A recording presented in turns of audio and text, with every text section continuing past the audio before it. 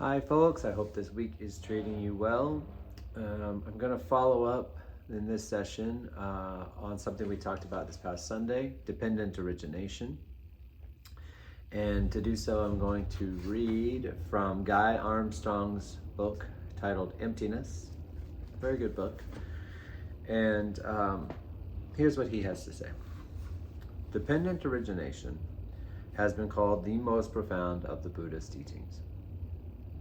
He laid out a chain of 12 links of cause and effect that describe the origin of suffering in vivid detail.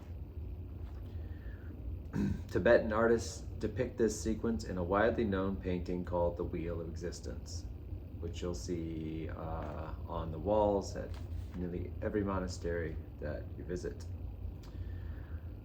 To explain dependent origination fully would require more detail than this book allows. Of the 12 links, the first 5 and the last 3 take us into territory that is more philosophical than our concern here. So I will focus on the 4 central links, which are experiential in nature. They are contact, feeling, craving, and clinging. Contact. The first of the 4 central links of the wheel or chain of dependent origination is contact. You will recall that contact means the coming together of 3 things that make a sense experience appear to us: the sense organ, the sense object, and the sense consciousness.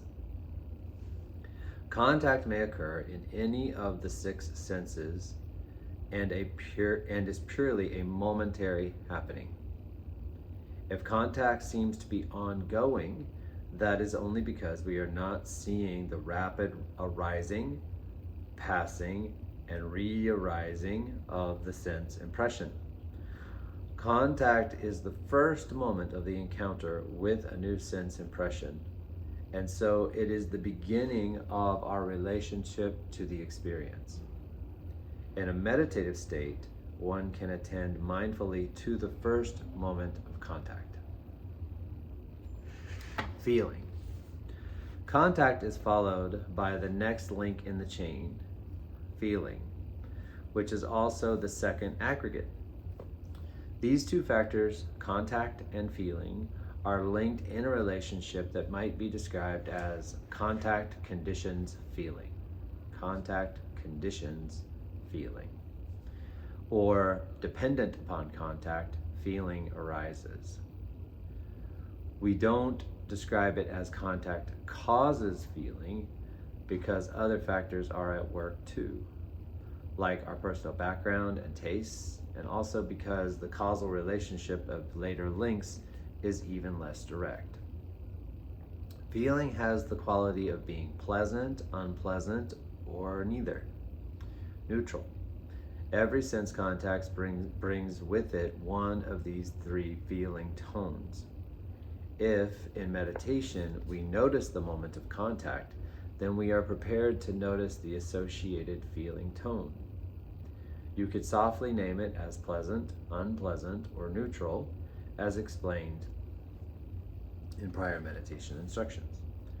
We tend to like what is pleasant and dislike what is unpleasant. If our relationship with the sense experience were to stop here, we wouldn't have a problem. But if we're not paying close attention, feeling tone easily lends itself to the next link in the chain of dependent origination, which is known as craving. You may know this word from the Buddha's teaching on the 4 Noble Truths, where it is named as the cause of suffering. It's not a good reputation to have. In dependent origination, too, it is a pivotal link in the generation of suffering. Craving is the yearning for something. It can be more of something or less of something, but we want something. We can feel this urge over and over when we meditate. The moment is not quite satisfying in itself, and we want it to be different. It is not actually that the moment is inherently flawed, rather it is that we have a deep-seated tendency to think it is flawed. Mingya Rinpoche says of our tendency to find fault, We continue to stick with misguided views. These views all share one misunderstanding: the belief that there is something wrong with the present moment. Whatever comes up, we identify a problem with the present moment. We might say, so this is back to Guy, we might say that there is an underlying mood of insufficiency or discontent that leads us to want a different moment than the one we are with. Feeling conditions craving, or we might say craving arises based on feeling. When the ingrained tendency to want meets the feeling tone of a new sense contact, we tend to react in a predictable way. A pleasant feeling ignites greed. I want more of that. An unpleasant feeling ignites aversion. I want that to go away. A neutral feeling activates delusion. I can overlook that. These reactions of greed, aversion, and delusion are the different forms taken by tanha, the force of craving. In Pali, tanha was originally a common word that simply means thirst. This is a powerful word for the Buddha to use for the cause of suffering, because thirst can never be fully and finally quenched. If we satisfy it now, it will come back again. It is this restless, relentless quality of wanting the Buddha was pointing to. We translate tanha as craving, which emphasizes the activity of desire or greed, generally considered to be for pleasant experience. However, craving encompasses all three forces of greed, aversion or hatred, and delusion. With greed, I want more of what is pleasant. With aversion, I want the unpleasant to go away.